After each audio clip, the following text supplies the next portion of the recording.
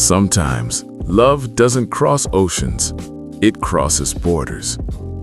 Yoon Se-ri never planned to fall in love. She especially never planned to fall in love in North Korea. Yet, fate had other ideas. After a freak paragliding accident, Se-ri, South Korea's richest heiress, crash lands into a world she doesn't belong to. And that's where she meets Captain Jeong-hyeok, a man bound by duty, silence, and a country that forbids everything her heart desires. What begins as protection slowly becomes attachment, then loyalty, then love. But in their world, love is illegal. The border is not just a place, it's a decision. On one side stands Se-ri, finally safe and finally able to return home. On the other side stands Captain Ri, knowing that if he takes one more step forward, he may lose everything: his career, his life, his country. They stand facing each other. No dramatic music at first, just silence. Because sometimes silence speaks louder than words.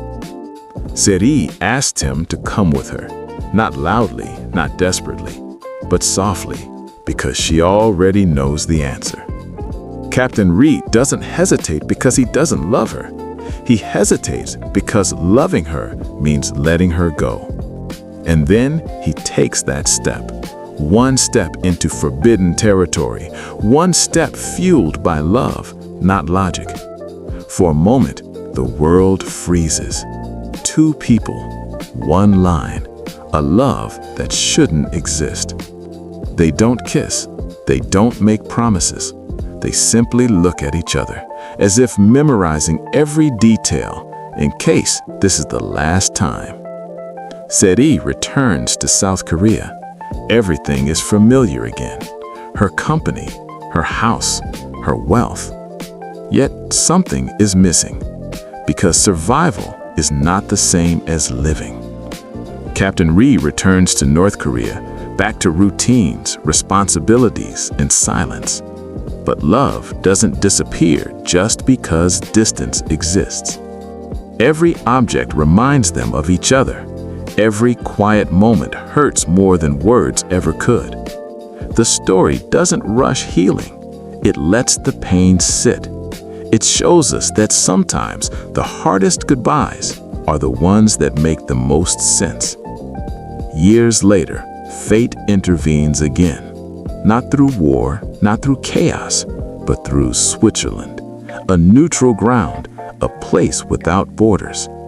Se-ri walks alone, not expecting anything. Then she hears it. The piano.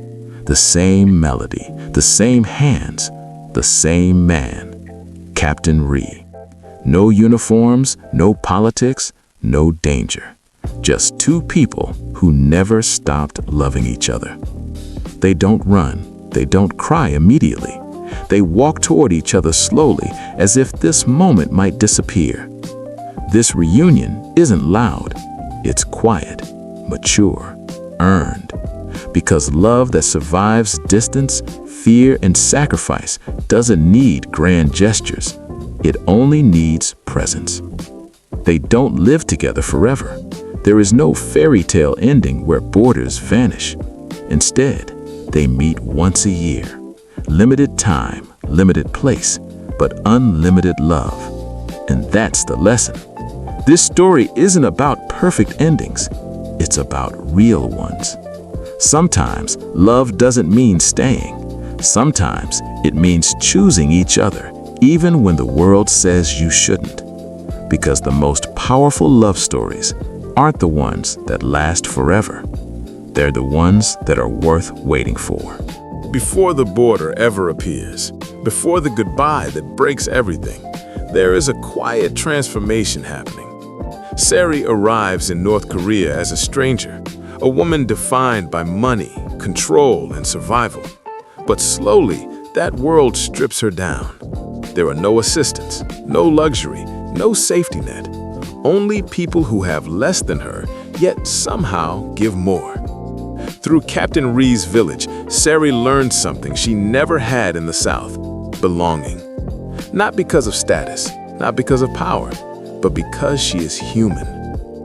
Captain Ree doesn't save her with grand speeches. He protects her through consistency, through food placed silently on a table, through standing guard in the cold, through choosing her safety again and again, even when it puts him at risk. Love grows quietly there, in shared meals, in stolen glances, in moments where words are unnecessary. And that's what makes it dangerous. Because the more real it becomes, the more impossible it is. Captain Ree knows from the beginning that this love has an expiration date. Every smile is borrowed time. Every laugh is temporary. And still, he stays. Sari, for the first time in her life, stops running forward. She stops chasing success. She stops proving herself. She just exists with him. But reality never forgets where you belong. When danger closes in, when the truth can no longer be hidden, they are forced to face what love cannot fix. Borders don't care about feelings. Laws don't bend for hearts. The closer Sari gets to safety, the farther she moves from the one person who made her feel alive. And Captain Ree does what he has always done. He chooses duty over desire. Not because it hurts less, but because it hurts more. Back in South Korea, Sari survives, but survival feels hollow. The world welcomes her back like nothing changed, but she did. Success no longer satisfies her. Luxury feels empty. Because once you've been loved without conditions, everything else feels loud and meaningless. Captain Ree returns to silence. No explanations, no closure. Just memories that arrive uninvited. Love, when unfinished, becomes a ghost. It follows you everywhere. Time passes. Life continues. But neither of them moves on the way people expect. Because some loves don't fade. They wait. And then, without warning, fate gives them one last gift. Not a permanent solution, not a perfect ending, just a moment. Switzerland becomes more than a place. It becomes a compromise between worlds, a space where love is allowed to exist without consequences. Their reunion isn't explosive because it doesn't need to be. Everything loud has already been felt. What remains is something deeper: acceptance. They understand now that love doesn't always mean possession. Sometimes it means restraint. Sometimes it means choosing distance so the other person can breathe. They don't promise forever. They promise presence. Once a year, same place, same season. Enough to remind each other that what they had was real. And that kind of love doesn't disappear. It transforms. It becomes patience. It becomes respect. It becomes something quiet and unbreakable. Because the most painful truth of love is also its most beautiful one.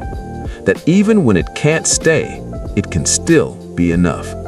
And that's why this story lasts. Not because it gives us everything we want, but because it shows us what love really costs. Sometimes love doesn't mean staying.